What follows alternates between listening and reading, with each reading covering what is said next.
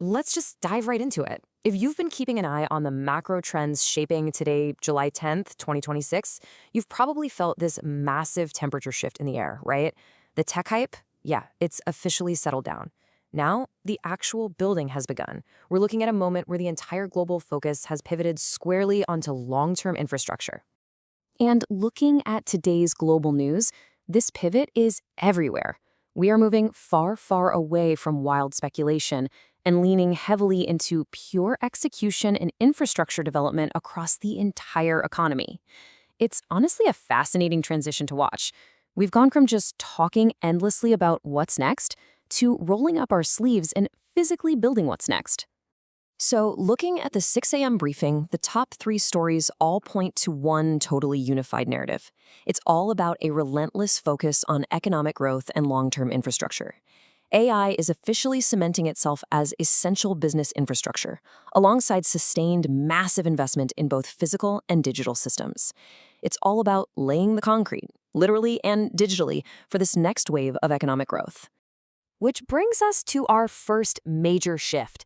AI becoming essential infrastructure, moving from pure speculation to operational reality.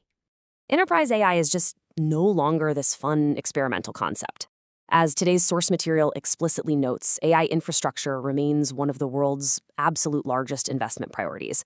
Global capital is backing this shift aggressively. Cloud providers are practically working around the clock to expand their AI capacity. And organizations across the board are pushing so incredibly hard for real operational maturity. You see, businesses aren't just buying AI for the sake of a flashy press release anymore. Those days are over.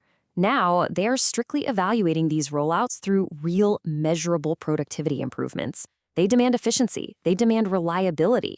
Take AI coding assistants, for example. Today's briefing highlights how they've quickly become standard practice, essentially reshaping software engineering from the ground up. But all this explosive digital growth brings up a massive, immediate question.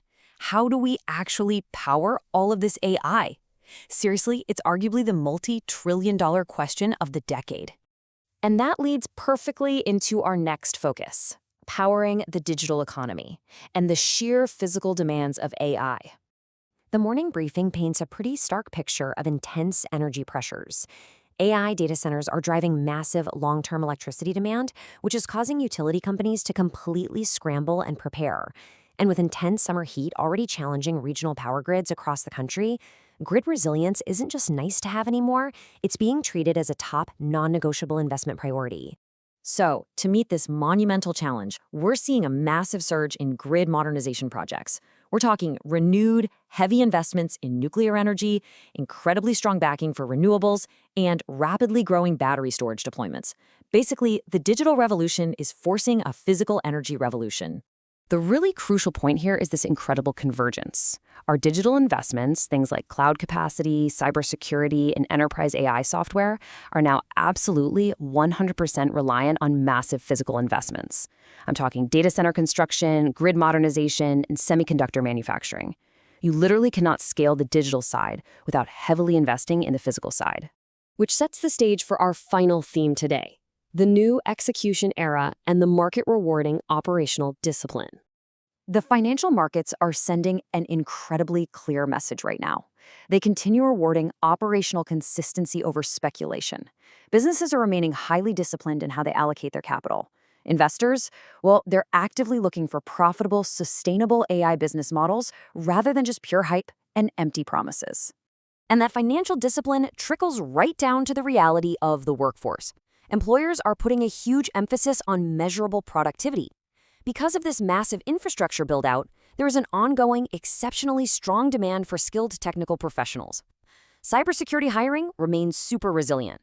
And right now, continuous learning isn't just corporate jargon, it is a vital, everyday competitive advantage if you want to stay relevant. Which really brings us to the core thesis of today's news cycle.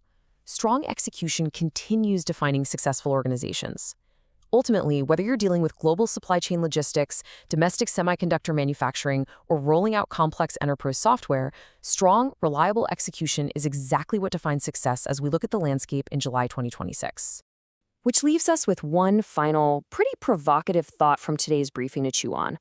As the world heavily invests in building out this massive physical and digital infrastructure, is your organization actually prepared for an era that demands flawless execution and consistency over speculation? It's a critical question to ask yourselves and your teams. Thanks for joining me for today's explainer, and I'll catch you next time.